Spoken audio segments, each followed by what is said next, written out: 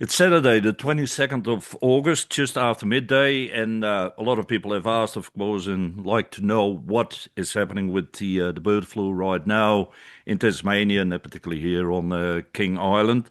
We're going to talk to the NRE Secretary, Jason Jacobi, for an update. Jason, welcome. Good morning, Wade, and thank you for having me on your program today. My pleasure. What is the situation right now as far as King Island is concerned, as to your knowledge? Well, obviously, in the last 2 weeks, we've received a positive detection in Tasmania. We've watched this bird flu travel around the globe, and Australia has been very fortunate to be one of the last continents to get bird flu, but it is here now. It started off in South Australia and Victoria, and not surprisingly, many of the birds that frequent the Bass Strait have bird flu, and we're starting to see a number of them arrive on King Island, and that's where we've had probably the greatest number of positive detections so far. Is it just by fluke coincidence that if you look at Tasmania that we have a bigger proportion of bird flu victims on this island than say the rest of Tasmania? Or? No, I think it's just that by nature of King Island's geographic location. You know, these are birds that have travelled largely from the sub-Antarctic islands. So they have come across, they're in Bass Strait, as we've seen in the last few weeks and months since June, when the first detections were recorded on the mainland. You can expect we would see a lot of them in the Bass Strait Islands. So having them turn up on King Island is really not a surprise. It's sad, but the reality is that's probably one of the locations where we would expect to see birds either sick or dying. How many well, right now as we speak, how many dead birds and dead penguins so far now have been registered on King Island? Oh, look, if you just go to King Island, we had a report of about 28 last week, and now an additional 23 have been recovered. Because when you start going and looking for this, Wade, you find things that you didn't expect. So having now gone out with our active surveillance teams, we've identified, I think it's 51 penguins in total, mostly around the Port of Grassy, so on the headland at the Grassy Port, in buried in the understory is where they've been found. So they weren't obvious from some of the aerial surveillance activities that we conducted last Saturday. We flew the whole of the King Island coastline with a helicopter with infrared and high resolution cameras, and they didn't detect these penguins. And that's because they were just under quite a dense understory of coastal vegetation. Are they still checking around the island by, say, by drones or any other possibility to see what the beaches are like? Because this is King Island, of course. We have plenty of beaches that are not frequented by people. So, yeah, there could be more penguins or birds there, isn't it? Look, we have an active surveillance program across both the Northwest and King Island as we speak. We haven't had a helicopter up since Saturday. I don't know when we'll put a helicopter up again, but most importantly is the community being our eyes and ears on the ground. So if you do see a bird that is sick that you suspect might have bird flu, or if you see dead birds, the most important thing is to avoid them in the first instance, to record them. We really need people to get good video or photographic imagery of the bird, and then to send it through and report it through our emergency animal disease hotline. That is fundamentally how we get our intelligence across the state. And we have a team of people who are collecting that data, they're recording it and the location, and we're making decisions every minute about which are the birds that are most important for us to collect and sample and test. And testing that takes then place, well, they're sent off to Geelong. Of the 51 penguins that we found so far, how many can we say they definitely have the H5 virus? Well, of the penguins that were collected at Grassy, only two, I've been advised, were in a condition that was suitable for us to conduct testing on. You know, penguins in the wild, in an exposed environment, they decay very quickly. They're predated on by a whole range of different species, other birds. So there were only two that were capable of really being sent for testing. They were taken to our animal health laboratory in Prospect Now, only one of those two birds has returned a positive result for bird flu. The other bird, the other penguin, was inconclusive. So we actually only know that one of the penguins sampled was positive, and that sample has now been sent to the Australian Centre for Disease Preparedness in Geelong for further testing. And what the ACDP does is they do like a genome and genetic sequencing test, which starts to tell us where this might have come from. Did it come from the mainland? Has it come from maybe Tasmania? So this is the intelligence that we need to understand whether there is interstate transmission as opposed to intrastate transmission. But I guess if we find this many penguins, say in a couple of days on the island, that we may presume, I think, that they will have been hit by the virus, isn't it? Well, I think, look, again, it's inconclusive. We don't know and haven't been able, and we can't confirm with absolute certainty that all of the penguins that were collected at Grassy died from the bird flu. We just don't know the outcome of that, and we won't know the answer to that. What I can say though is that one came back with a positive detection. So you could draw a conclusion that they may very well have died from bird flu, but again, we just can't confirm that with absolute certainty. No, I do understand that. Now, nobody really seems to know how big the colony is on this island. Have you got any information on that? My last number, what I heard, was from the 80s, 300 to 400 penguins, but I think it's guesswork almost, isn't it? It is, and look, I just don't have accurate numbers. Yeah. To be able to routinely survey all of the little penguins all across King Island, let alone the rest of Tasmania, is an enormous task. I expect that we would have an idea about total numbers, but I think the most important thing is, whilst this is a very sad and unfortunate event at Grassy, it is not considered to be a mass mortality. We would call it a mortality event, but it's not a mass mortality. And this is one of the challenges around, there are a lot of little penguins all across the Furneaux Group, the King Island, Bass Strait, mainland Tasmania. They are a very widespread and diverse species. So there are lots of them. We don't know how they're going to respond to bird flu over time. If you talk to people like Eric Wheeler, who's a specialist in this space, we just don't know how many species or individuals will be affected or the duration of the virus. We do know that they're a very isolated animal. They live in their own burrows. They're not interacting and fighting with each other like we see in other gulls and terns. So the transmission between animals is less in little penguins than in other species. So that might actually work in their favour, Wade. It might be that that helps them to build resilience. We're hoping that lots of them survive the virus and then they actually become more resistant to the virus in the long term, and that helps them to survive in the wild. No, you do have staff here on the ground, which is very good, who are informing residents. People can ask questions. They go around town, which is very good. Now, I know that one of the questions that was asked to them was that now they started a vaccination program last week on Phillip Island. Why don't we have that and do that here on King Island? It's a good question, and it's a question I've had a lot in the last couple of weeks.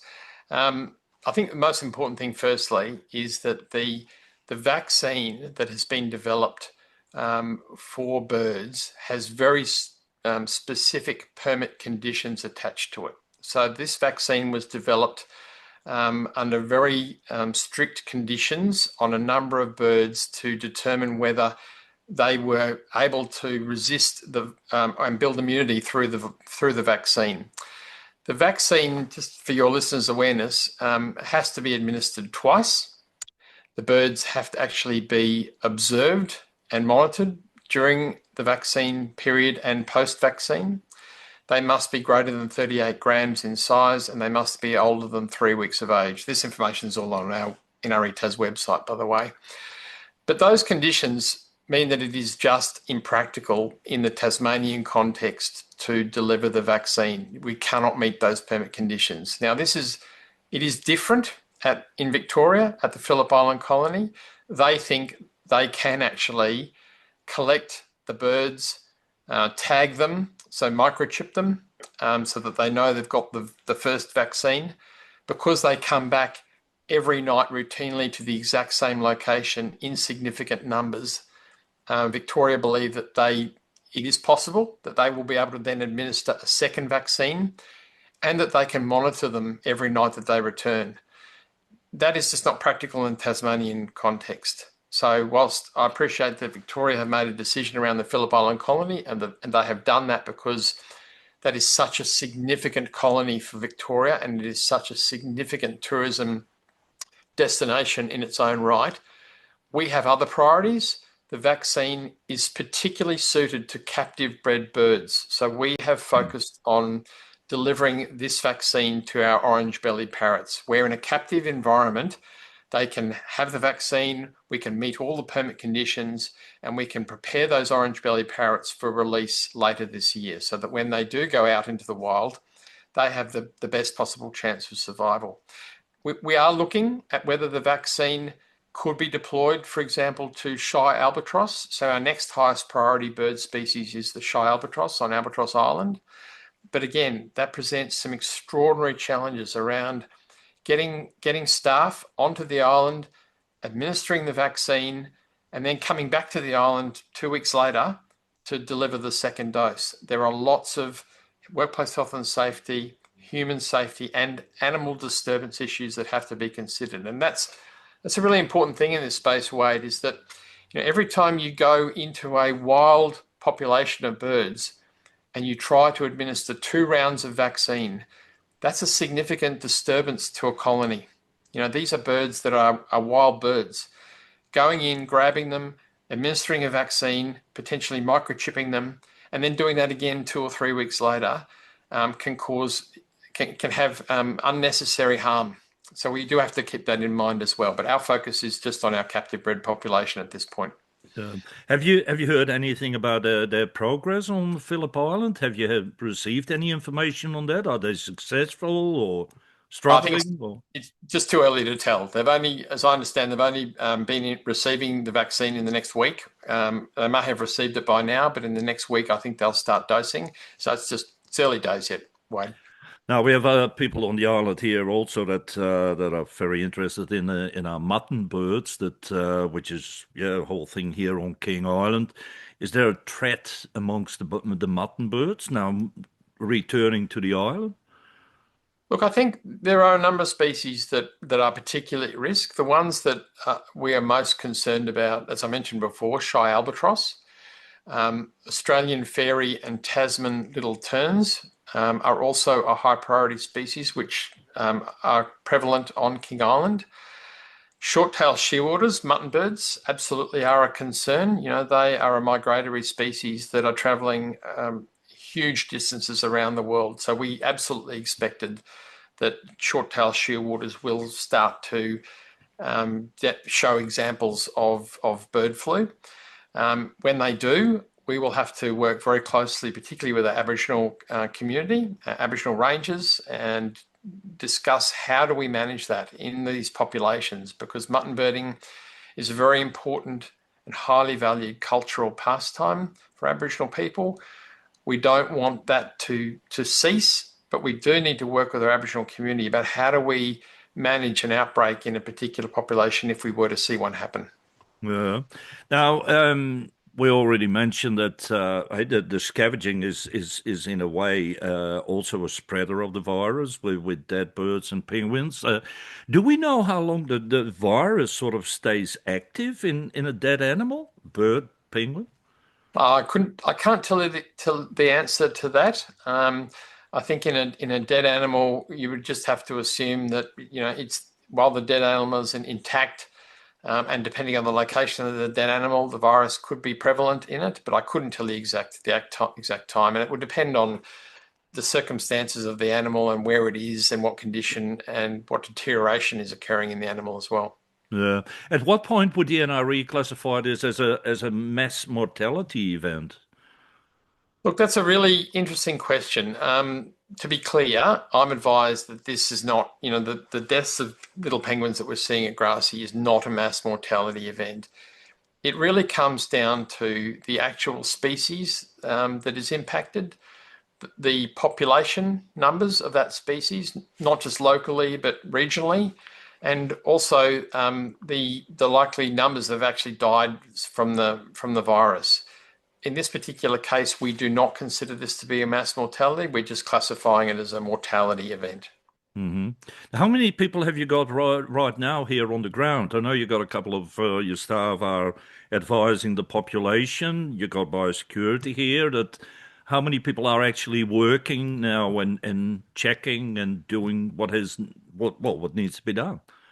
I couldn't tell you exact numbers. I do know that we've got 2 dedicated staff that are just delivering drop-in information sessions at the hub. So at the Curry Lighthouse drop-in centre, I think we had one this morning. There was a group of, I believe, 8 King Island naturalists that turned up for that information session. And then we've got another one this afternoon from 2 to 4 p.m. So if anyone's got any concerns about bird flu or they want to know more about the virus and the disease and what can be done, then I really encourage them to pop in at between 2 and 4 p.m. But in terms of exact numbers on the island, look, it varies, Wade. We've had a number of staff over there, but they've been backwards and forwards. We're trying to maintain a strong presence. We've got staff on the ground doing surveillance. We've got staff that are associated and helped with the carcass collection this week. And we've got dedicated staff who are working to provide information to the community. Yeah. Now, how long does it take that you can say in a time frame that you can say, all right, we think now this virus has passed. It seems to be all clear now, to say it that way. Look, I don't think we'll ever be able to say that, to be honest, Wade. I think the virus is here. It's here to stay. It is possible that we will see waves in how this virus presents across Tasmania. There will be periods where we might not see many deaths or mortalities, and then we might see a spike. If you look at what's happened around the world, it has been a roller coaster type event where you get an outbreak in a particular colony and you might get a mass mortality event. Fortunately, we have not seen that yet here in Tasmania, but there's every likelihood that that could occur over the coming days, months, years. We just don't know how it's going to play out in Tasmanian species. So we'll learn more. We're learning every day from this virus, and I suspect we just got to learn to live with it. Is probably the key message now, and the most important thing is we keep this virus as much under control as we can in our wild population, but particularly we keep it out of our domestic and commercial poultry. That is probably where we are most concerned, is about the potential for an outbreak in a commercial poultry environment. Now, earlier in the week, we spoke with the incident controller, Wes Ford, and we also talked about pets, dogs and cats. And he pointed out to me that cats are more in danger to catch the virus than dogs. But I think it's a good idea to keep dogs away from dead animals too, isn't it? Absolutely. Look, we're encouraging people, and I particularly encourage King Island residents, while you're seeing dying birds or dead birds, keep your dogs on a leash. We just don't want your pets to come into contact with a bird to potentially catch the virus, and then we end up with your pets getting sick as well. So it's really important, probably at this point in time, keep your dogs on a lead, keep them safe. For people who do have cats, I can't recommend strongly enough the importance of keeping your cats contained. We know that cats are particularly susceptible to bird flu. They seem to react much worse than dogs. And if you have a cat, keep it inside the house, don't let it go out, and ensure that your cat is safe during this period. You got your staff on the ground here, but I believe you're working also very closely with the emergency management team of the King Island Council, isn't it? Working together in this. Absolutely. I commend the King Island Council they've been very proactive in this space. They're working very closely with our incident management team. I understand they're in daily contact. So we are working very closely together, and I applaud the work that they've done to be ready and prepared and responding very proactively to these events on King Island. How do we dispose of the dead animals? They're found, they're reported, they're picked up. Where do they end up? Well, it depends on numbers. Again, if we're talking just individual cases that we've got at the moment, that is entirely manageable. And I applaud the King Island Council for the very proactive work that they have been doing in partnership with my department around just making sure that there are bins out, there's good messaging, and that people know what they need to do if they do decide to pick up and dispose of a bird.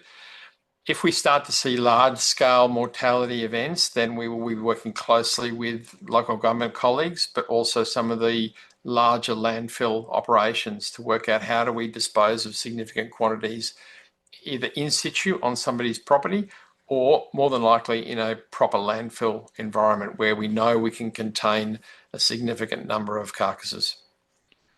Now, we said it so often, I'll let you say it one more time to people. You find a dead animal, what do you do? Avoid, record, and report. So three simple words: avoid, record, and report. That's the most important thing you can do.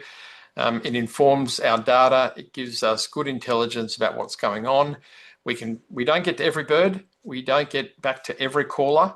We try to, but it might be that we are just focused on a particular bird in a particular location and getting a person out there to collect it. But avoid, record, report are the three most important things for everyone to do. Jason Jacobi, we thank you very much for your time. Thank you for your time today, Wade, and all the best to the King Island community.